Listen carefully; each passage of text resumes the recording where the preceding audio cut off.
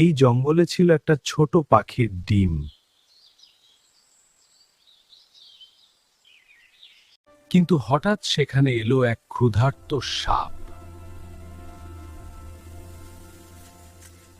ডিমটা হালকা আলো জ্বলে ওঠে, ভেতর থেকে ছোট কান্নার শব্দ।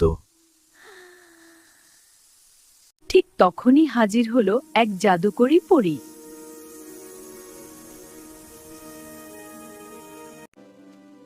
এই ডিমটা নির্দোষ, দয়া করো। পরীর জাদুতে বদলে গেল সাপের মন।